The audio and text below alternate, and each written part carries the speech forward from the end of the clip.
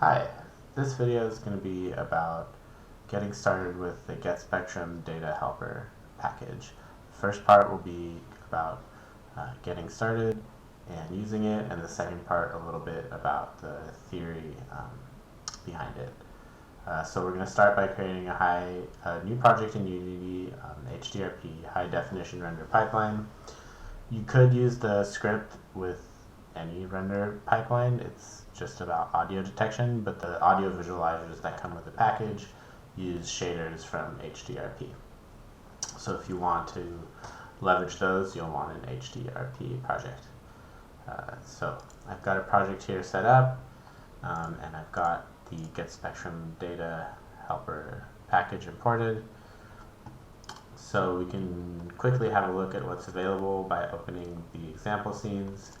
We've got the main example, GSTH example. So it comes with a game object.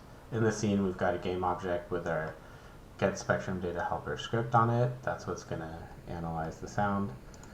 We've got our audio source with the test sounds MP3 file that comes with the package. And then we've got our audio visualizer cubes, which uses this prefab audio visualizer script, and then we've got a HDRP post-process volume to add some nice bloom and film grain and stuff like that. So let's go ahead and play this.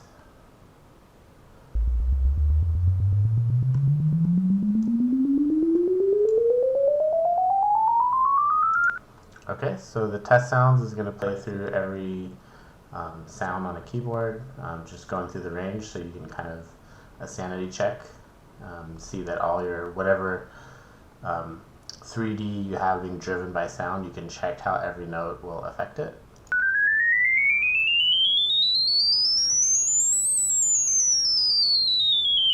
Okay, then I'm going to change. So that's this one. Let's go ahead and have a look at the other two. There's the cylinders example. Same setup and same prefab audio visualizer script. Each of these just uses a different prefab as the prefab that gets instantiated in a row. And then each instance of the prefab reacts to a frequency that GetSpectrumDataHelper returns. Let's test this one with an actual song. Let's see, this is a friend's song here. What comes to pass?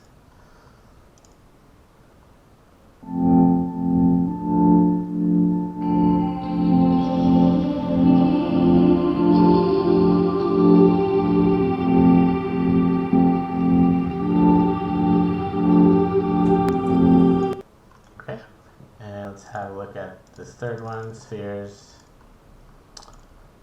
Same thing, but with spheres. Let's have a look at it with,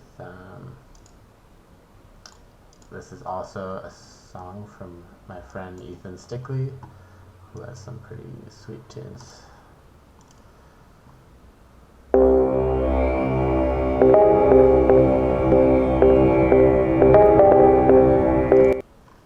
Okay, so those are the three examples. Let's go back to the first one. And let's go over some of the settings in our GetSpectrumDataHelper script. You can select, obviously under the hood, this is using Unity's GetSpectrumData function. That can be called as AudioSource.GetSpectrumData or AudioListener.GetSpectrumData. If you use the audio listener version, it'll analyze the audio that's being received by the camera audio listener. And if you use the audio source version, then it'll directly use whatever is being played by your audio source. Then we've got, you can select your FFT window. This is kind of like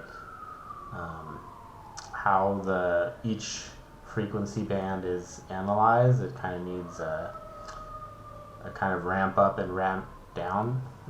It's a simplified way of putting it, but Hanning's a good selection, but you do have others. Then you have Blackman-Harris is another good one. I think I see a lot of tutorials reference this one. But FFT stuff in Ableton Live uses Hanning a lot, so I'm going with that one. Then we have channel select, left or right. These are all things that you can, that function leverages, but it just makes it easier having it as these drop downs. Sample count has to be a power of 2, and this makes sure that it remains as such. We'll leave it at 4096 for now. Little multiplier.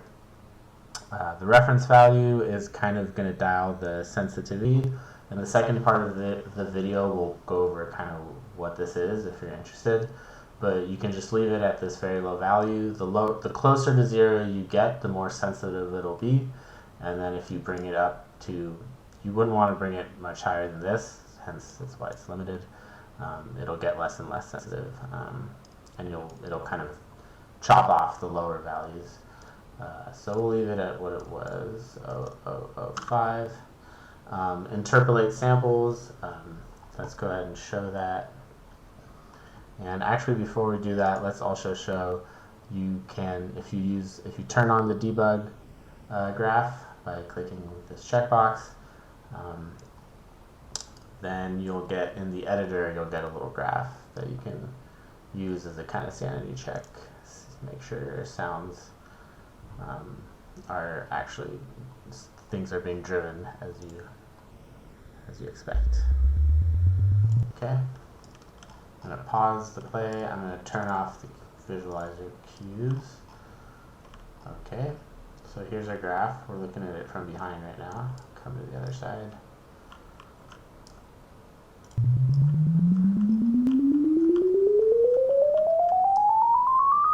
I can view it in a 2D view. Okay, so that's working. We've got our debug graph on.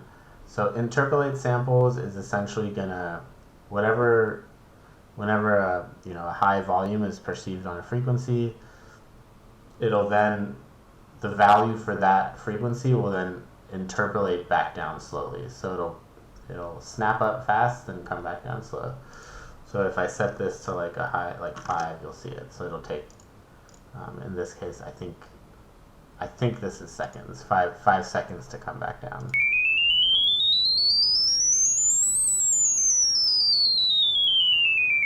Right, and if we set it to 0, it'll just snap. So it's nice to have like something like 0.18 for this, or 0.2, kind of in that range. Even if you want it to be kind of snappy, it's nice to have just a little bit of softening. Otherwise, those audio visualizations can look a little erratic. And you can also, doing those higher values is kind of an interesting look too. Okay, let's also, I guess I'll show just, we'll go over more of this in the theory part, but if you're wondering what sample count to use, I would recommend 2048 or 4096 if you can go that high, because you'll need it to be that high to get, well, let's show that real quick. Okay, so let's do a little test real quick just to show the difference in the sample count. We'll use the debug graph. So we've been playing it at 4096. I'm going to drop it to 256 with our test sounds, and that'll show us. That should kind of help visualize.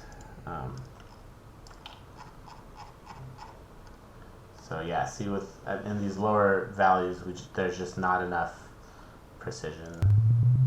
If I go higher, we'll start to see more and more. 512, 1024, and if we go all the way to 8192, it's very precise, even when it's the bass.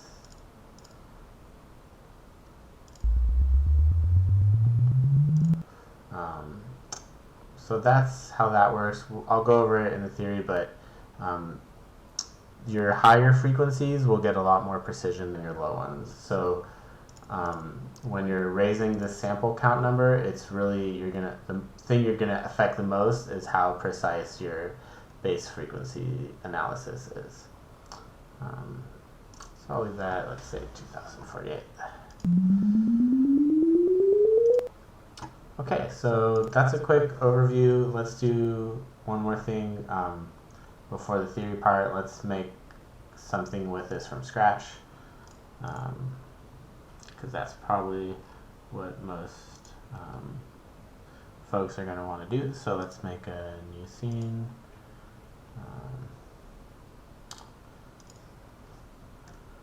Let's call it GSDH tutorial.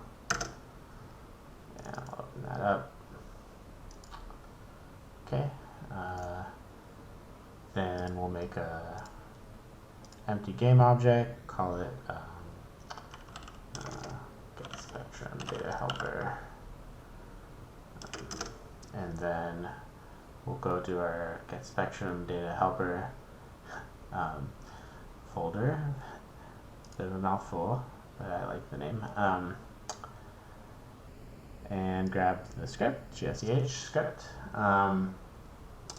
Okay, then we'll come back to that in a second. Let's make an audio source. We can just grab a song.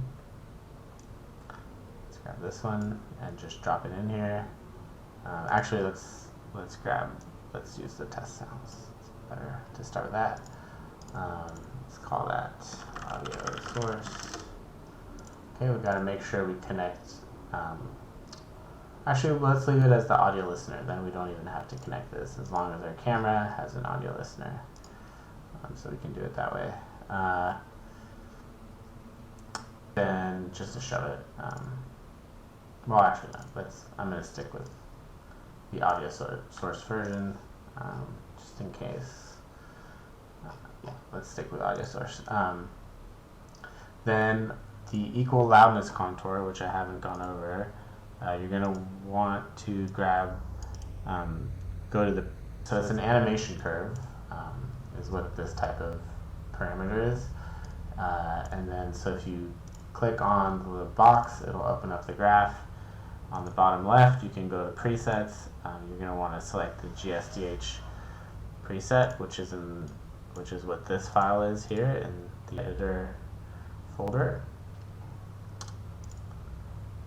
So we'll select from that preset library, and then the first one is going to be the graph we want.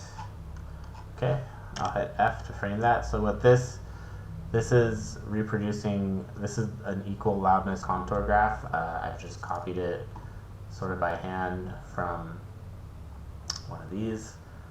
There's a whole bunch of images like this. This is what equal loudness contour is. Essentially, this is showing, it's studies that show that the human ear, we are more sensitive to certain frequencies and less sensitive to others. So what this graph is showing is how loud a frequency has to be played for the ear to perceive it as a constant decibel volume. So in this middle line here, it's to perceive it as 60 decibels. A very bass note, a very low note has to be played very high, like louder than the power has to be louder than 60 because the ear is less sensitive to bass notes. Then, in this range here, it can be played much lower because the ear is much more sensitive to this frequency range. Which I wonder if that's not like language, and if that's where that kind of falls in there, since we perceive a lot of nuance in language and intonation and such. So that's equal loudness contour graphs. So that's what this is here, and essentially under the hood in GetSpectrumDataHelper, it's using this graph to further dial the intensity of the frequencies being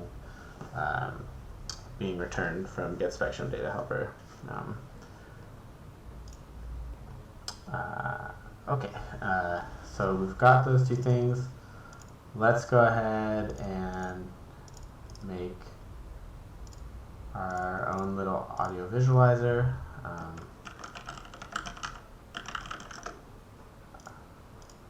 we'll make a new script. This will be similar to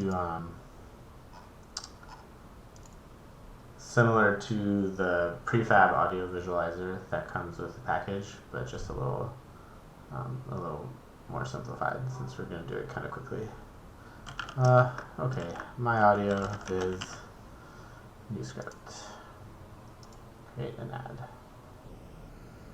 Okay.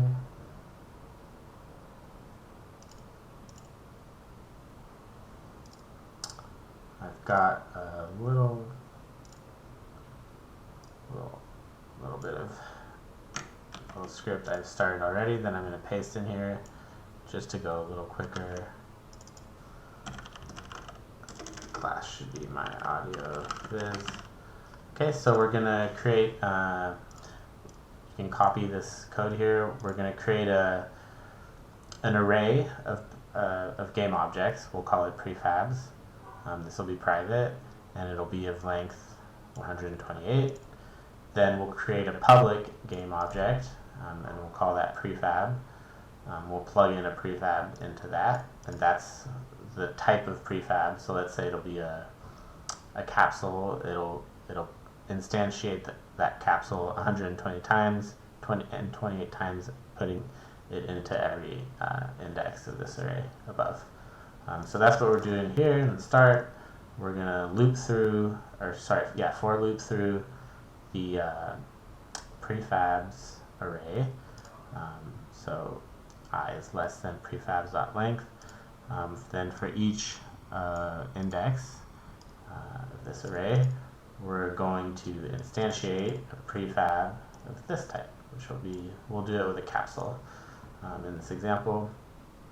Then we take that instance and adjust its position to be equal to the position of the game object the script is on, this.transform.position, and then we'll add vector3, and we'll have the x value be I, so which iteration we're on, so that we'll have capsule or prefab at 1, 2, 3, x equals 1, 2, 3, 4, all the way through 128.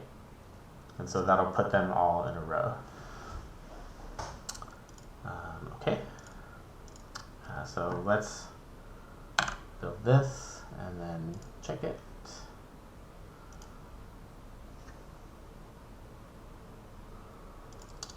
Okay, hit play. Oh, we need to create our prefab. Always forget that part. So let's make a capsule. We'll reset its position, and we'll put our capsule in our prefab folder. Okay, I'll delete that, and then in our audio visualizer now we can set our prefab parameter to be capsule, and then we can hit play, pause it, and still in 2D mode. Cool, and there's our capsules all in a row, all 128 of them. Why 128? Because GetSpectrumDataHelper returns 128 values. So even though, no matter what your sample count is, it's going to grab, so if it's 8,192, it's going to pick 128 values from that return and that match musical notes on a piano. Let's show that real quick actually. So it looks like this. So GetSpectrum data is going to return, let's say if you set it to 8,192, it'll return that many, it'll sample that many frequencies across the range of frequency of the sample rate, half the sample rate. So that's a lot of samples. You don't need all of those. You just want, not only do you not need all of them, but the way they're distributed is also linear, and we hear in a logarithmic way, so I'll go over that in a little bit. But essentially, GetSpectrumDataHelper, the frequencies represented by all 128 values and returns are these notes, these frequencies. this is a piano in the middle, so we start 1 octave below and end 2 octaves above, a little more than 2. So that's why 128. Let's go back to our script. So now let's make use of GetSpectrumDataHelper. So what we do, we create a public variable of that type. We'll call it GetSpectrumDataHelper. Let's just do GSDH, keep it short. Okay, and then so now we can do something with that. So let's cycle through our prefab array that we've populated.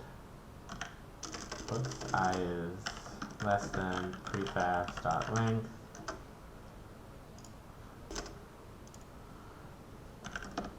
I plus plus. Okay, and we can, so what we'll do is change the scale, local scale equals new vector 3.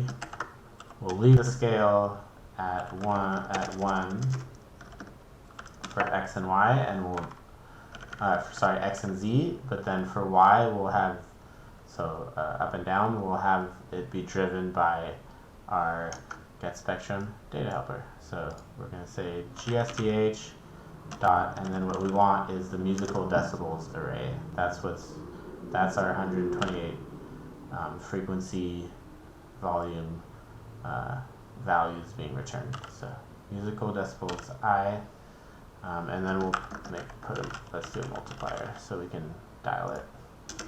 So we'll create a public float, call it multiplier, and set it to 1 at first. Add a semicolon there.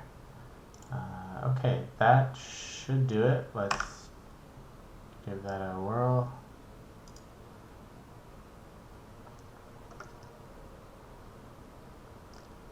Then last step, to not forget, make sure you connect your GetSpectrumDataHelper here in your inspector. Okay, let's hit play.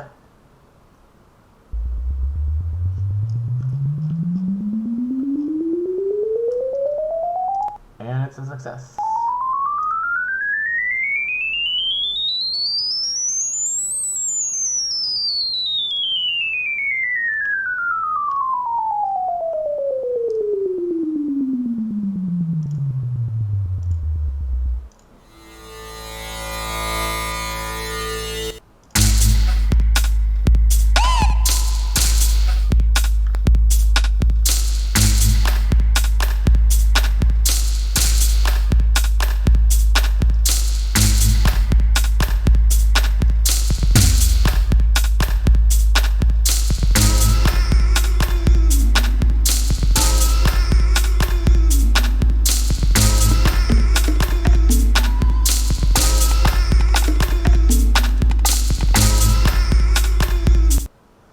Okay, so and if you've made it this far, then now you can essentially, using the same principles here, this is your guy, your person, GSDH dot musical decibels I. So you can have that drive anything you want. Okay, so I said I'd dive into a little bit of theory.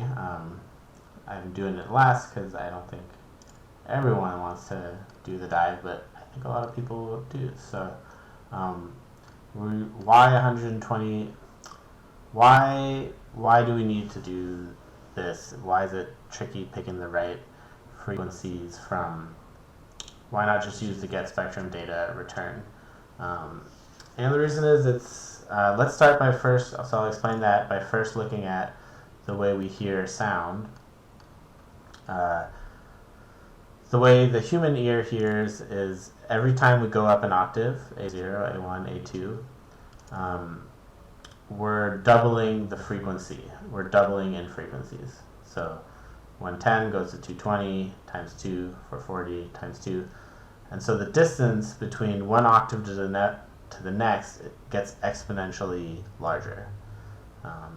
Even though the way we hear, the distance between A6 and A7, we perceive relatively that distance with our ears to be the same as the distance between A0 and A1. Another way you could think of it is if you play a melody in this high octave up here, if you play that same melody down here, it's not going to sound like a different melody. It's going to sound like the same melody, just lower.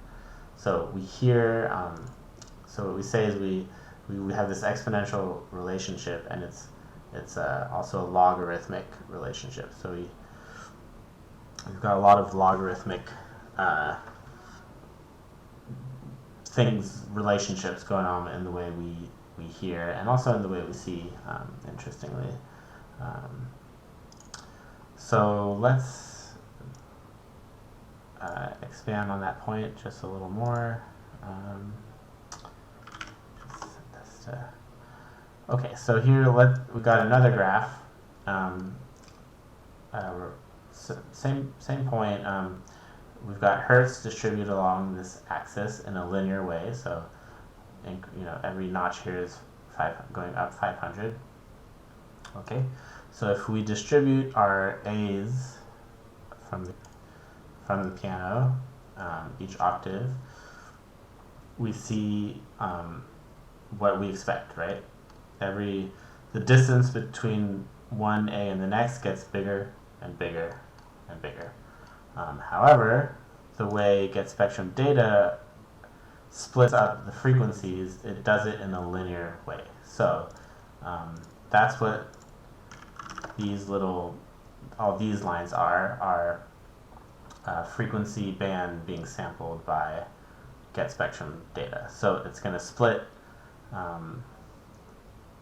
the range of 0 hertz to 44.1 divided by 2, I think 22,500 hertz, into 256. But it's going to do it in a linear way. So what does that mean? It means that we're going to get plenty of samples. Let's say we do 512. A lot of people do 512. We're going to get more than enough samples in the A6 to A7 range. Same with A5 to A6. Right? Because we would only need 12 to get kind of like all the notes musically that we, tend to expect. However, in the lower octaves, we've only got barely one and a half, I guess you could say, samples for A0 to A1. Same with A1 to A2. 2 to 3 samples for A2 to A3. So very limited amount of samples. And that's because we're dividing up a range of hertz in a linear way, even though music and the way we hear is distributing hertz in a logarithmic way. So that's why, that's where the GetSpectrumDataHelper is useful.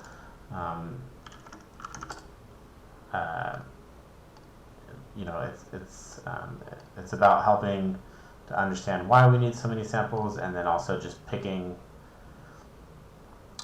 the ones you need to represent a music visually, not like a 4,000 kind of arbitrary hertz analyses. Okay. One other thing that's interesting, so GetSpectrum data returns a power value. I'm pretty sure it's voltage. So what we do is we want to convert voltage to decibels, and GetSpectrumDataHelper does that for you. And the reason for that is, again, the way we hear volume is similar to frequency. There's an exponential relationship. If you go from 1 decibel to 2 decibels in loudness, your ear is going to perceive that, or let's say 2 to 3, any of these, 0 to 1, 1 to 2, or 2 to 3, your ear is going to perceive a jump in 1 decibel as a doubling of the volume. roughly. However, a jump in 1 decibel as far as the power goes, so you could think of power as voltage of the signal, or you could think of it as like air pressure or whatever's generating your sound in terms of actual physics power. My language here may not be super scientific, but I think that's accurate enough. It's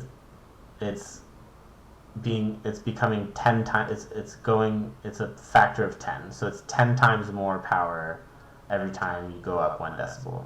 So going from 0, in this example, 0 decibel to 1 decibel, you're going only up 10 units of power. But going from 2 to 3, you're going up 900 units of power. So that's kind of how decibels work, and the formula that it's readily available online. The formula for voltage to decibel. Let's see, can we find it here? It looks like this one.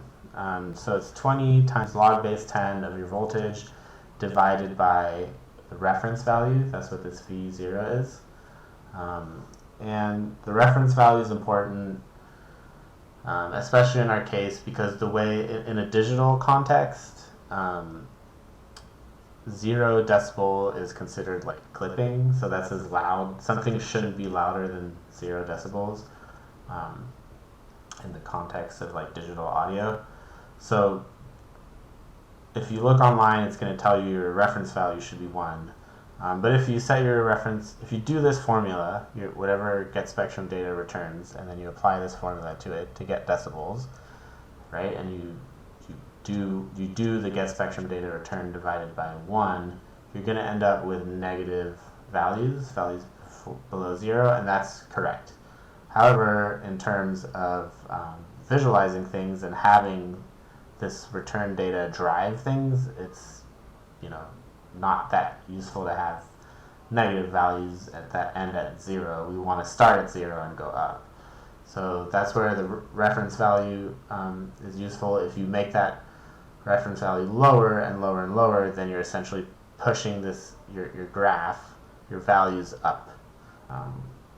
And that's what this where is it? That's what this parameter is here. Right. Right, and the reason you need a reference value is because decibels are a relative measurement. There's not such a thing as like a fixed value physically of what a decibel is. It's always a relative. So a decibel is how much louder one source of audio is than another. So it's a measurement based on, so there always needs to be a reference value. How much louder is this signal compared to this signal? So as you make your reference value lower and lower and lower, then you get higher values.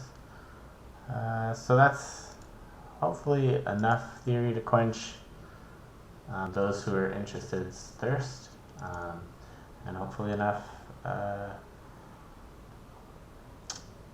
tutorial for helping everyone get started. Thanks for purchasing this asset, and I hope you have fun with it.